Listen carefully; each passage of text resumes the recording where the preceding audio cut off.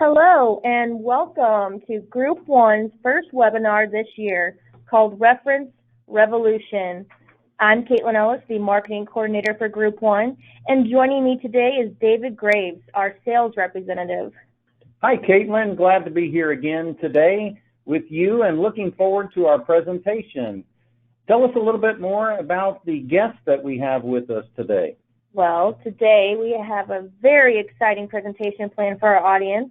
We have our very own operations analyst and technical wizard of all things, Group One, Steve Fischer. I am excited to have Steve with us again today. Steve is going to be taking us through a demonstration of the Group One's new product, Reference Checks. Now, many of our clients are already familiar with Steve when they've had technical issues, and he's helped them with that. Steve has been with Group One now for about 13 years, and he knows the system inside and out. And I'm excited because this is a great opportunity for our current Group One clients to learn about this new service.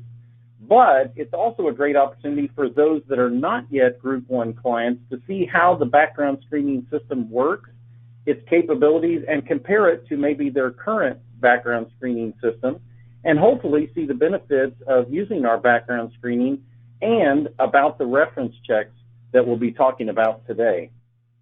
Well, let's go ahead and have Steve Fischer join us. Steve, welcome to the show. Well, thank you, Kaitlyn and David, for the warm and gracious welcome. Very excited. Well, we're really glad to have you here today too, Steve.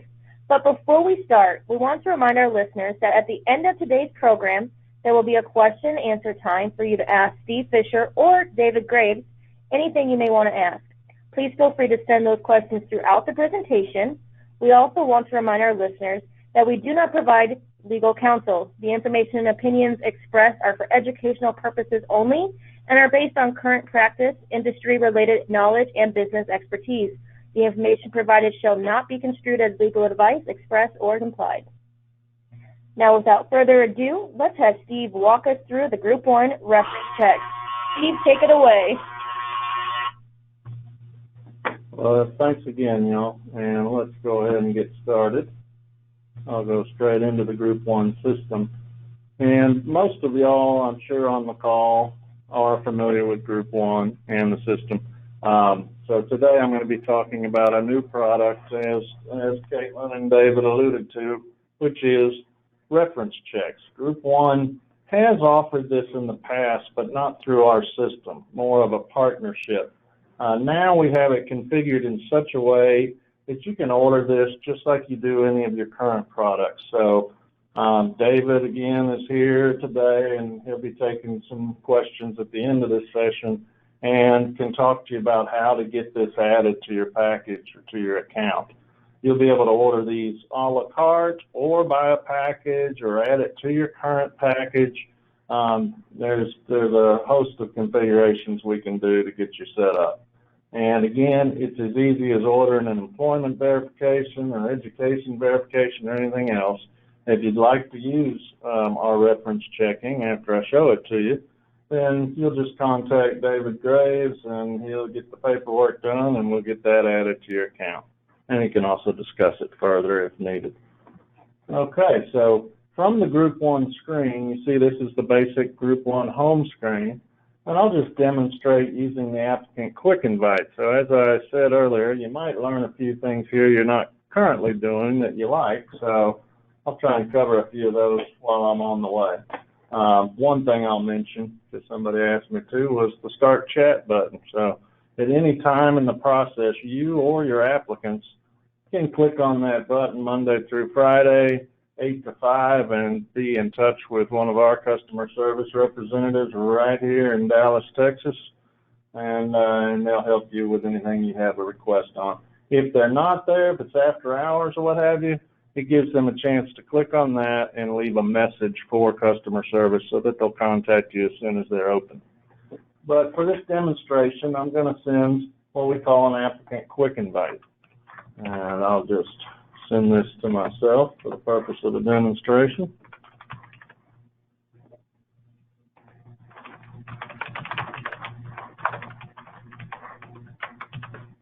And one thing you'll notice, if some of y'all are already using the quick invite process, you might see something on here that you don't see in your own system, and we can certainly help you with this. Here in this particular quick invite, we've added a couple of billing identifiers. We could certainly help you do that in your account too, or you could select from job positions or departments or what have you. We can make that required. So in this particular demonstration, I'll just choose this is a nurse, and so we are sending our applicant a quick invite so they can fill out most of the information to order that background check. And I'll just hit send to applicant, and I get a confirmation that the invitation was sent. Then I just go into my email as if I'm the applicant, and I see that I've gotten an email. Now, one important thing to know here is that we can customize any of this messaging that's going to show to the applicant. So if you want a certain subject line or you want certain messaging within the message, we can certainly customize this. Now, I'm in my work email account as the applicant, and our security adds a bunch of characters here. You would never see that, or the applicant would never see that. That's just done because I'm doing this internal. But it'll basically give them whatever message you would like it to say, or the default saying, please follow the link here to initiate your background check. So they click that link. It's going to take them straight into a secure portal. We can totally customize this portal to have your own logo in there or any other kind of messaging you would like there. We can also customize this whole instruction set here and all of the panels through the information gathering. So again, they have the ability to chat if the applicant's having trouble. So this is the applicant view. You send them a quick invite, they read your instructions, and they put in the required information. And they'll know it's required if it's a colored field. Unfortunately, I'm colorblind, so I don't want to say that's pink or red when it looks green to me, but I just was informed it is pink, so the pink fields are required. And one thing, another tip for y'all is anywhere within our system you have to put in an address. If you start with the zip, it'll figure out what city and state that is for you. Save you a little data entry, so it's a handy tip. And onto my phone number again, I'm the applicant right now. Send you the next step. And so here I'm demonstrating the reference. So if you do have this, if you want the reference product and we add it to your package, then it's going to ask the applicant to put in the reference information. Now we can configure this any way you like it. Typically the clients are ordering, I believe, 3 to 4 references it's 3. Okay, I was just informed it's 3 references. And that's for a single price. David can talk more about that as we get to the questions and answers. In this demo, I've only entered 1 in the package, so you don't have to watch me fill in 5 different things. But I'm going to put in a reference name, and I'm going to put in, again, I'm the applicant, my reference's phone number. And we can configure these to either be required or not required. We recommend that they're required. It makes the process work a lot better for everybody.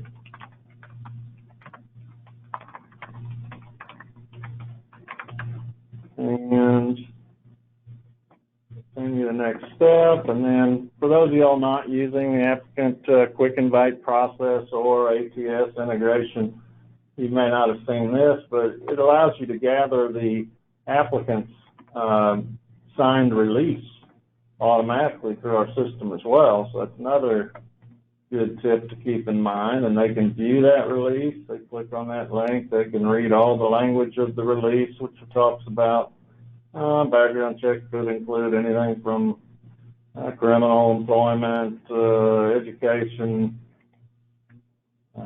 professional reference, drug screening, just about anything we would run is going to be listed there. It also tells them one thing to keep in mind is that you as the customer, you as the hiring service, you can rerun these at any time. You can run a background check as a recheck or what have you once they sign this release. So it gives them all that language.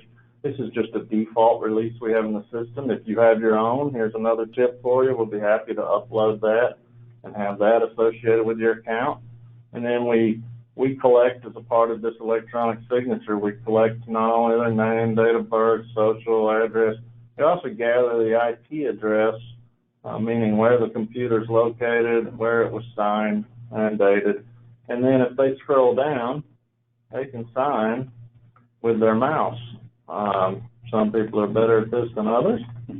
And you can do this the great thing is you can do it from a phone or a tablet, mouse pad, using a mouse or what have you. I'm struggling with a mouse, but it's so easy with your finger if you're on a mobile device.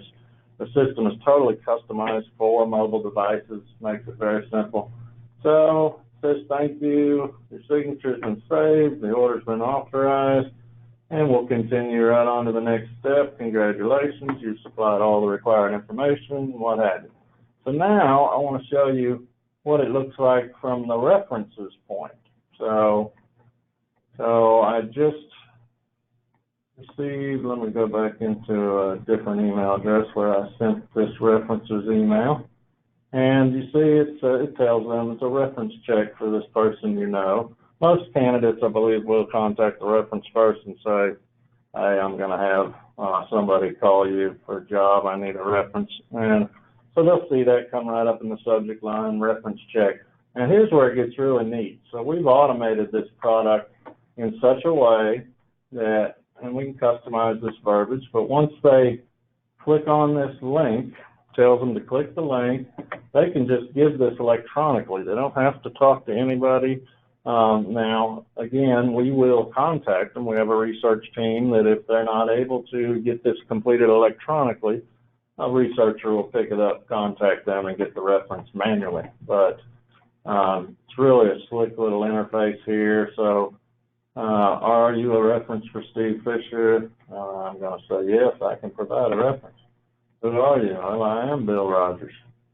Now everybody's confused. And then Bill. Here, Bill could correct his name, maybe put in a nickname, or he can just say all is correct. And then we can customize this question set any way you'd like it. So we have kind of a default set of questions currently, but we can discuss those with you when you sign up for references, and we can customize that any way you'd like.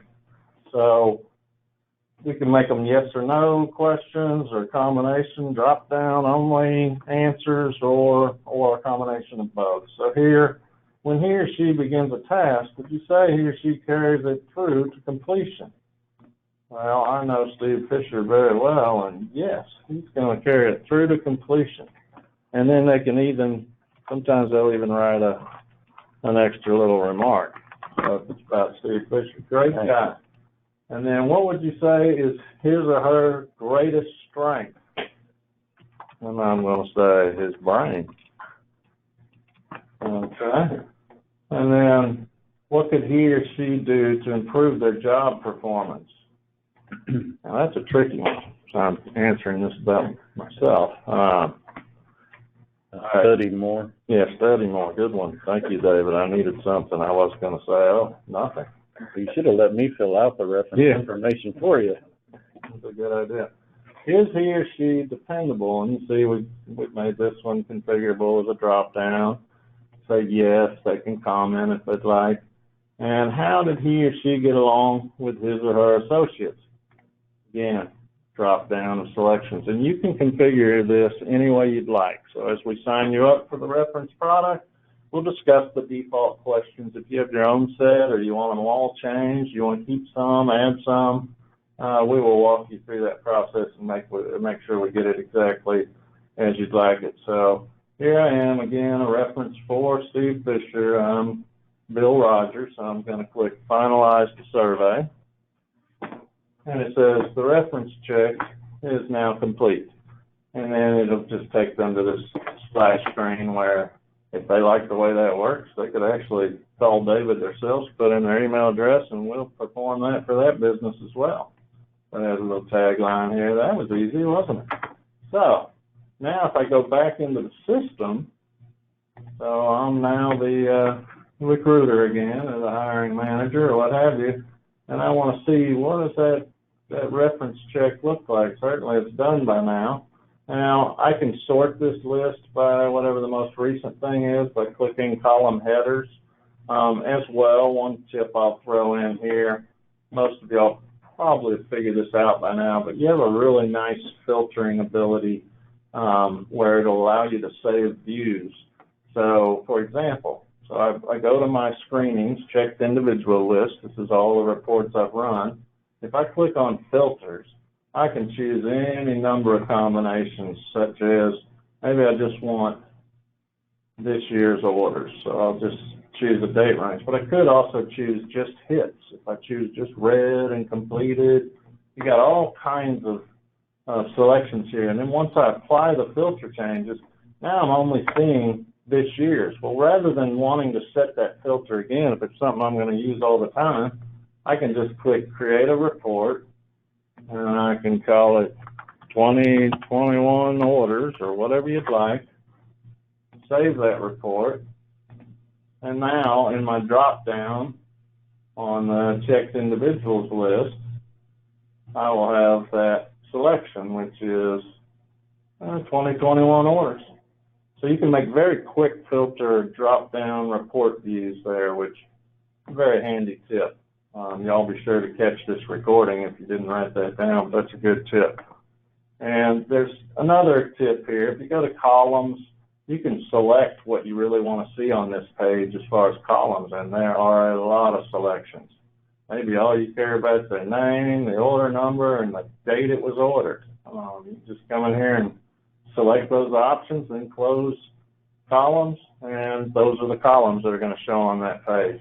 And then as far as once you save these drop-down views, just my pending orders, my 2020 orders, 2021 orders, when you save these views, you can also manage which one you want to be default when you go to that page. Right now it's on the legacy. In other words, everything's going to show, but let's just say for ease, I just want to set my 2021 orders to be my default. So now every time I go to checked individuals, it's going to start with the 2021 order. So just a little handy tip I wanted to share with y'all. And then the applicant's report is now complete. We see that. So I'm going to click on that, and let's just see what a reference check looks like within your order and within your report. So it shows to be complete and verified. If I click on that, wow, there we see the questions.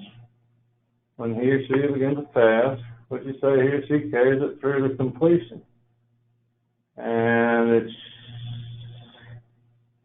great guy overrode the yes, but yes, and great guy. That was a misconfiguration. But we can customize this any way you'd like. So you see the questions and answers will print on the request. It will also be on the final report.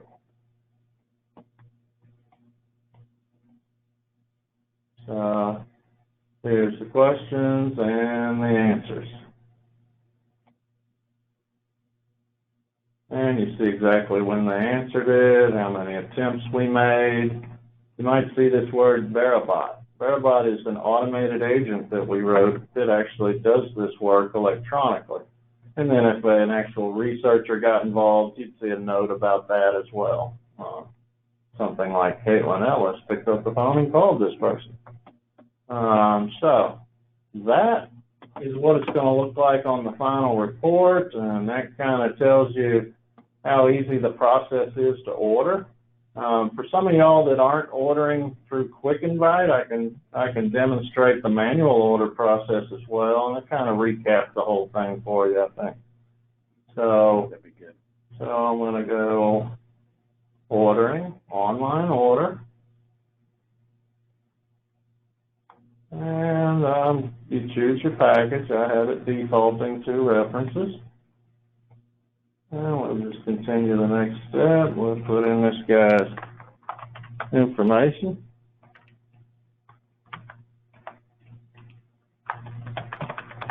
Now we get to review David Graves. This will be fun. Depending on who the reference is, we'll get several different answers. I'm sure that's true. Well, I've got the perfect one in mind. And so, again, this is just the manual ordering process where you put in the information as opposed to the applicant. On reference checks, it probably makes more sense to let the applicant. Again, there's that handy little tip. Anywhere you need an address in there, start with your zip code. It'll figure out the city and state for you. And what else is required? And the applicant's email.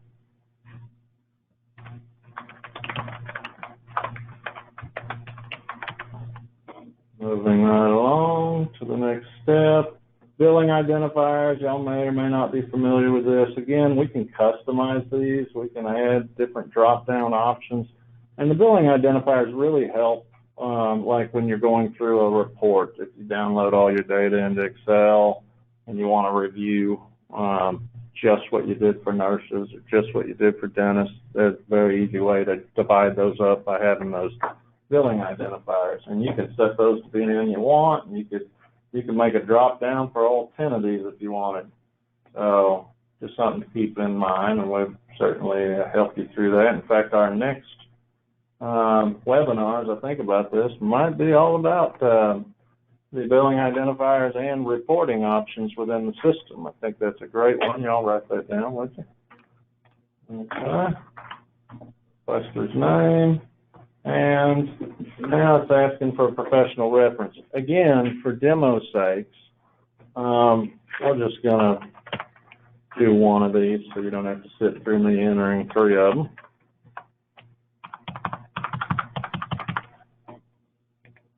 And put in an email address. So you see, it doesn't really add a whole lot to your workflow, whether you're doing it through an ATS or Quick Invite or even the manual process. Very simple. We just add the product to your package or give you an a la carte option.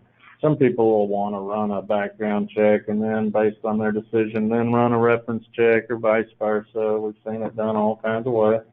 And we certainly have the flexibility to do it however you prefer. And a chance to review your order, and I will submit. And now I'm going to go as that reference person and go check my email. What do you know? Somebody wants to do a reference check for David Graves. Well, I just happen to know David Graves, and he did work for our company, and this will be a very interesting reference. Yeah, especially since you'll be doing the reference. Yes. I can provide a reference. Who are you? I am Steve Fisher, just who they said I was in the order. They can choose I am not Steve Fisher, and it'll take them out of the process and say, thank you, please forward this on to somebody else that can provide a reference. That kind of confirm your details. All correct. And then we go straight to the questions. Again, just to repeat, we can customize these questions any way you'd like and answers. When David begins a task, would you say he carries it through to completion? Every time. I'm going to say yes. What would you say is his greatest strength? Help me. I'm kidding. I'm curious what you're going to say about it. Personality. What do you think of that? Time management. What could he or she do to improve their job performance? Not much. Not much. We're very satisfied with David Graves. Is he dependable? Yes. Once he's had 2 cups of coffee at least. Correct. And how did he or she get along with associates? I'll say good. Not great, but good. Oh, okay. He gets a little testy sometimes. Yeah. Thank you, Steve. So they complete the process, and they get this nice, fun, easy splash screen, and they're done. I mean, it's that simple. It's a really neat automated tool, and again, we do have a researcher team that'll pick it up if something went wrong in the process and the automated process couldn't get it, then we'll make calls and attempt to get that reference without using the automated process. So then I go to check individuals, and wow, there is our applicant. Let's just look at his request and see if we're going to be able to hire him. And here's his questions. When he or she begins a task, would you say he carries it through to completion? Yes. What would you say are his greatest strengths? Personality. What could he do to improve his job performance? Not much. Is he dependable? Yes. And he got along good with others. That's pretty good. Good review. We might consider using David in the future. And then I'll just show you what it looks like on the final report. There's the final report. You get all the questions, all the answers, and the log of what happened along the way. So, I've demonstrated it both in the manual ordering process and by that quick invite, and threw in a couple of tips along the way that I hope y'all will find useful.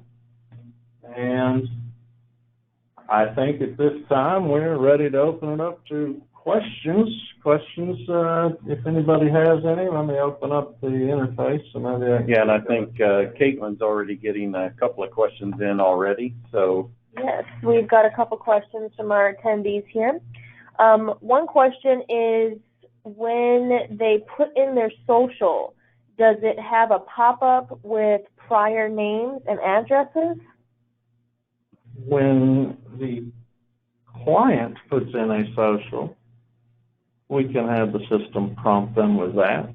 But can you state that question one more time? If it's the applicant, no, the applicant does not see a pop-up of socials, previous names, and addresses. Was that the question? Yes. Yep. Okay. The next. if they were doing the manual entry themselves, I guess that they put the social in. They can do it. They could potentially do that. Correct. If the candidate, no. Yeah, candidate does not get that interface. That's correct. Yeah. Okay. Is this just for personal references, or can it be used to verify employment, education, and criminal background? Well, this is a great question. So we can do it either as professional or personal references. Now, David would probably advise people along the way as he's setting this up, but I think most of them go for professional references. Yeah, I think you pretty much want to stick with it as a professional reference. And I don't know if you talked about it much, but there is some safeguard in there when they're using a professional reference to make sure that it's not a family member or some kind of a personal friend of some sort. I don't know if you showed them in the system, but I do know that if they try to use their own the candidate tries to use their own email address, Right. It will actually not let them go forward with their own email or their own phone number. So it does safeguard Right. In that way. That's a good point. The other thing is, too, and in regards to that question is, we would advise you to get an employment reference or employment verification on your candidates, which is a totally other service that we provide. And in that, we're going to reach out to the primary source, which is going to be the human resource department of that, where that candidate worked. And we'll be able to obtain, dates of employment, their title, and if they're eligible for rehire. The nice thing about professional references, though, is sometimes you can get some additional information that you might not get from a human resource department. You're going to get dates and titles and all of that from the human resource department, but somebody knew somebody from the Rotary Club or somebody that was a previous boss that maybe doesn't still work at that company. they might be able to provide some additional information on that candidate about, their work ethic and their characteristics and that type of thing. And that's really the information that we're looking for here. So I hope that helps on kind of answering that. Yeah, sure does. Next question we have here. So some employer policies prohibit personal references.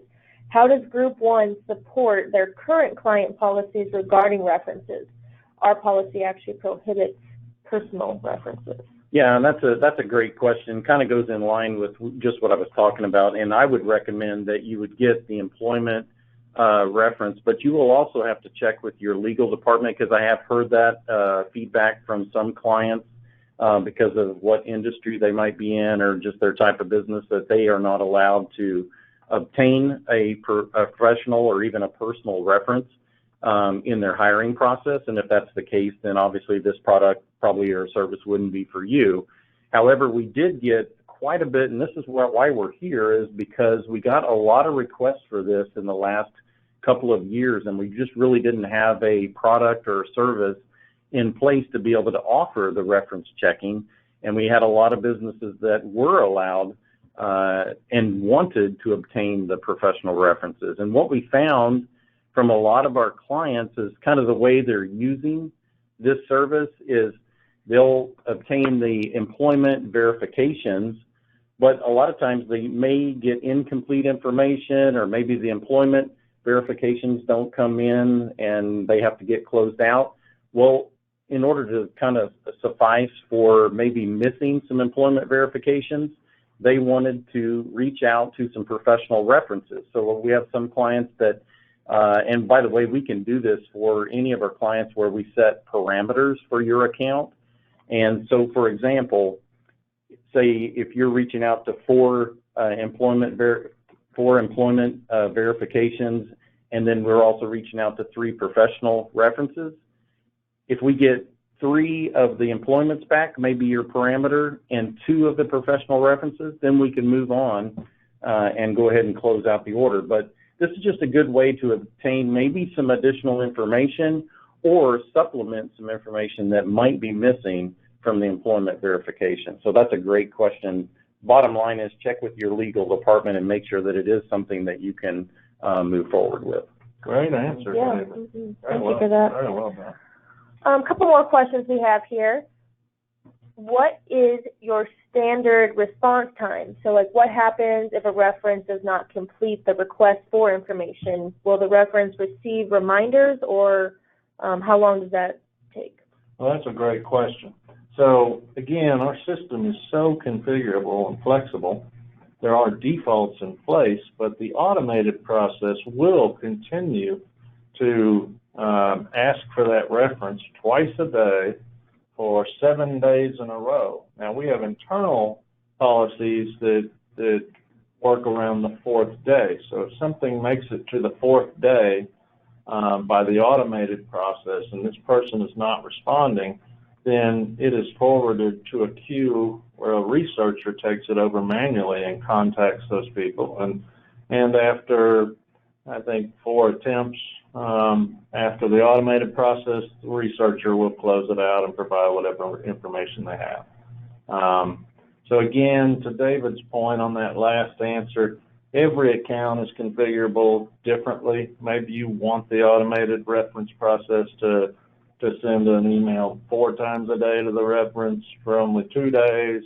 We can customize that any way the client would like. So these are great discussion points when you pick up the phone and call David and say, I want to talk more about that great reference product.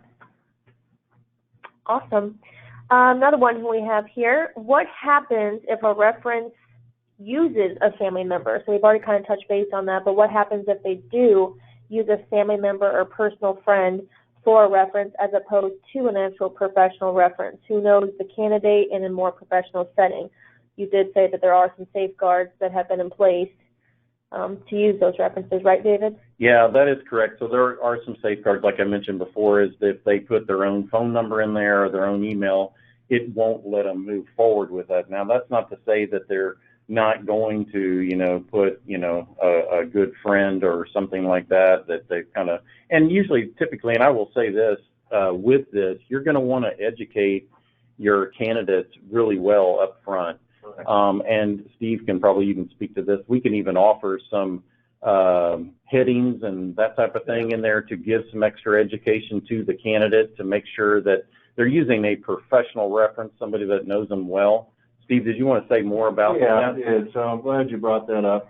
Again, all of the verbiage is customizable in the applicant process. When we have that quick invite being used, or a lot of y'all may use ATSs, we can customize any verbiage in an email being sent to the candidate. We can also customize the messaging once they get into our secure portal.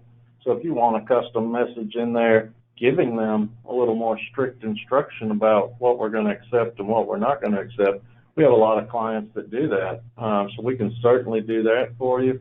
And as well, we've already had, and this reference product is brand new for us. We've been testing it. We've got a couple clients on it now. And we've already had one client that was going to circumvent this kind of family member thing by adding an additional question to the question set, which was, are you a family member or related to this individual in any way? I don't know. How do you know this candidate or whatnot? Right. So that was a great thought by that client. So we can certainly do that. We can add additional questions around the relationship of that person, whether it be a professional or a personal reference. So, good question. Great question. So you did say that this process is fairly new, Steve, but do you know what the success rate is of the returns for the reference checking? When we do our own reference checking, we have difficulty like in getting hold of references, and we leave a lot of messages. Many times they never even respond. So what is your response rate? Right, and I think we're somewhere around, again, you're right, this is a new process for us, so we are looking at it daily and tweaking it daily, and with client input and good client instruction, I think these, we're probably at 75% success rate on these, and I think it will only improve from there. And that is something we look at weekly, just to make sure we can improve the process. David, did you want No, that's great. And yeah, we're, like you said, Steve, we're still gathering information on that, and you're probably right, it's probably around about a 70%. And like you just said, we're tweaking it as we're going along here, and we appreciate all the feedback that our new clients using this are providing to us. Excellent. Okay. Can we, next question here, sorry, can we customize the questions? I think you did mention that in the presentation, that you said we can customize each question that's asked for each reference, right? Yeah, that's correct. Okay. Yeah, we'll show you the defaults, our recommendations, and then David would certainly discuss if y'all want to add questions. It's all easy to do. It doesn't cost anything to add questions. So you can have as many questions as you would want. You can, but we make recommendations about that as well. Most of this is an automated process. If somebody gets a survey or a reference email that has 42 questions in it, your success rate is going to be very low. Right. What we find is 5 good solid questions, 5, 6, or 7. No more than 10, probably. No more than 10, and you're going to have a good success rate. If somebody opens up a daunting 45-question survey, they'll get to it later or what have you, and that just slows down the process. So we make recommendations when we're setting up the account. Yeah, and keep in mind also from an HR perspective that there are some questions that you may not want to ask. You couldn't ask somebody about, their marital status or that type of thing. So, you still need to follow the legal guidelines. We do have a compliance director here, Danny Davila, and so if anybody ever wants to reach out to him from an HR perspective, for compliance issues, I think somebody had a question on there. We're always welcome to put them in touch with Danny, and Danny will be happy to walk them through the questions that they can answer or they cannot answer. So, great question. All right, David, here's one for you. What type of information can we expect to receive from a personal reference that we cannot get from an employment reference? So, what's the difference? What type of information is different? Yeah, that's kind of what I talked about just a little bit earlier is, when you're reaching out to an HR department, a lot of times all you're going to get is you're going to get dates of employment, their title, whether they're eligible for rehire or not, and that's pretty much it as far as what you're going to get for an employment verification. The difference is professional reference is somebody that might know you very well. I have a gentleman, for example, that I would use as a reference. He's he's passed on now here a couple of years ago, but he mentored me for many, many years. His name is Wes Allard, and one of my first jobs. And, well, he retired from that company, yet he taught me a lot and trained me and showed me, kind of the ropes in my career. He knows my character very well, so I would use him as a professional reference on an application if I were applying for a job, and I'm not. I'm happy here at Group One. But he knows a lot about me, knows my work quality. But if they called the HR department for the company there, he's retired and he's no longer there now, obviously. But he does know a lot about me because he supervised my work and he knows a lot about my work. So he would be able to provide a really good reference about David Graves and what my work quality is. And it's a much better reference than Steve Fischer gave for me. I can tell you that. Thank you, Steve. Another question we have here, we have them coming in fast here. Is there different packaging, or excuse me, is there a difference between the package with different prices? Is there a different package with different prices? Sorry. Well, we do have a kind of a standard package, the way we've got this set up, and I'll go ahead and give you some of the pricing on that. What we've been doing right now is we'll offer you to add this to your package for up to 3 references on a candidate for $7. And that's not $7 for each reference, but we're offering it right now as a package add-on, so you can have 3 references for each candidate for a total of $7. And you can add more references if you choose or want, but as a package price, you're going to get 3. And the reason we give 3 is that we figured when we set this up that you may, out of the 3, if you're only getting a response rate of the 70% or even 60% or something like that, you're probably only going to get 1 or 2 of the references to respond back. So if you reach out to 3 people right away, you figure you're going to get 1 or 2 of those back for sure, if not all 3. So there's kind of the pricing on that. Good to know. Thank you for that information, David. I think that is all the questions that we have for today. Is there anything else, Steve or David, that you'd like to touch on based on the questions that have been asked? Well, if anybody is interested in this, to add this on to their account, or if you're a prospective client out there that's interested in adding background screening with Group One and needs the professional references, please feel free to reach out to me. I think the information is up there on the screen. You can send me an email or give me a phone call. I'll be happy to walk you through the process. It's easy to set up a new account with Group One. We don't charge any kind of a setup fee to open up a new account with us. So if it's something you just want to try it out and see if it's working for you, it's not going to cost you anything to set it up. We do have a service agreement. We need to cover ourselves for confidential information and that type of thing that you'll be handling.